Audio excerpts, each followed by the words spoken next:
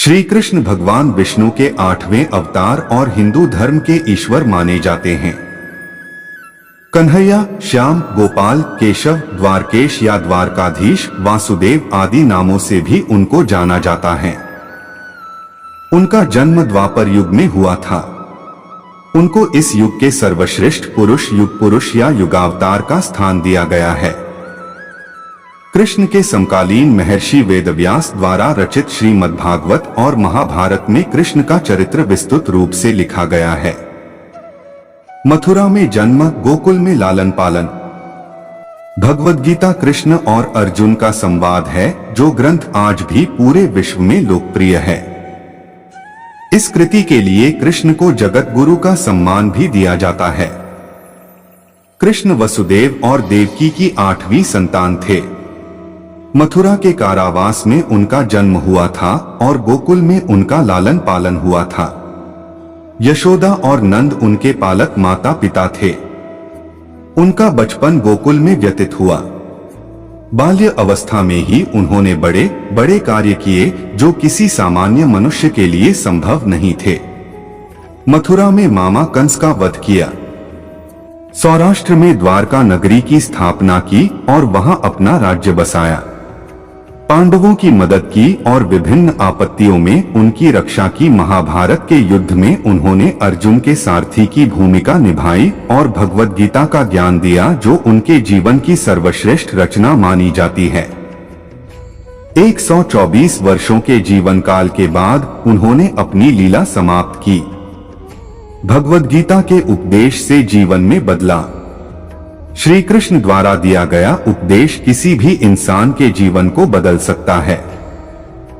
श्रीमद् भागवत गीता न केवल धर्म का उपदेश देती है, बल्कि जीवन जीने की कला भी सिखाती है।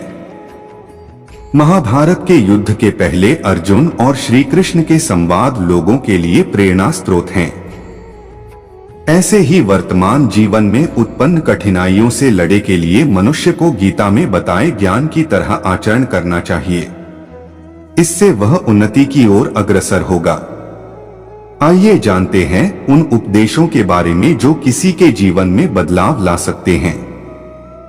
शंका करने से होती है परेशानी। कुछ लोग होते हैं जिन्हें हमेशा लगता है कि लोग उनके विषय में ही बातें कर रहे हैं। वह यह सोचकर हमेशा परेशान भी रहते हैं कि लोग उन्हें पसंद नहीं करते, मगर वास्तविकता कुछ और ही होती है। ऐसे लोग संदेह करने के आदी होते। पति पत्नी में भी कई बार ऐसी स्थिति आती है जब उन्हें एक दूसरे पर संदेह होता है। गीता में बताया गया है कि जो व्यक्ति किसी पर संदेह करता है वह कभी भी सुखी नहीं रहता। उसके मन हमेशा शंका बनी रहती है जो उसे परेशान करती रहती है। वह बेशकर कुछ काम कर रहा हो, मगर शंका उसे किसी बीमारी की तरह हर वक्त दुख पहुंचाती रहती है। इसलिए शंका करने से मन परेशान रहता है। नरक के द्वार से बचाते हैं अच्छे कर्म। आम जीवन में हम हमेशा ही मोक्ष और नरक की बात करते हैं, मगर क्या आपने कभी स्वर्ग या नरक देखा है?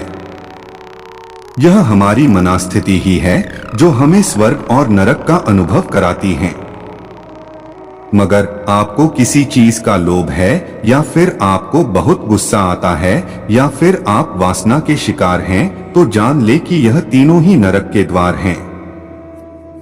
जहां लालच आपको अपनों से दूर करता है, वहीं क्रोध आपको रोगी बनाता है और आपके बनते कामों को बिगाड़ता है। इतना ही नहीं, वासना आपको मनुष्य ही नहीं रहने देती, जिससे आपका नरक में जाना निश्चित हो जाता है। कभी शोक नहीं करना चाहिए। हमेशा लोग किसी को खोने पे शोक करने लगते हैं।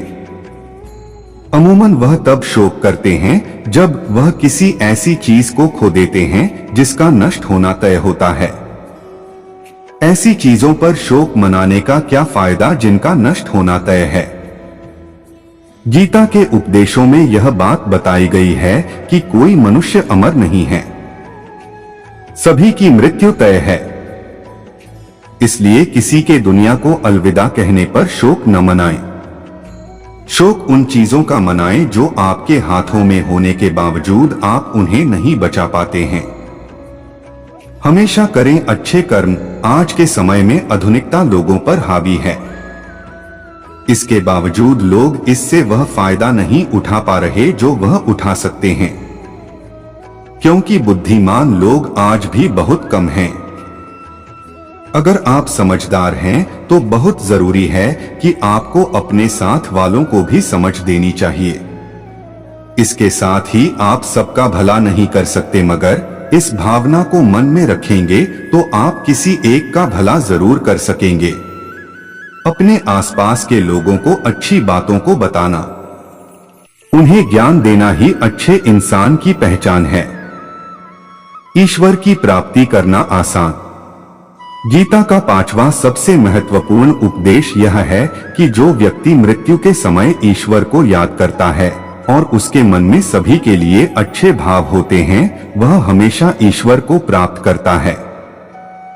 अगर मन में विश्वास और श्रद्धा है तो आपको ईश्वर की प्राप्ति जरूर होगी। अगर वीडियो अच्छी लगे तो प्लीज लाइक, शेयर और चैनल को सब्सक्राइब जरूर करें। धन्यवाद।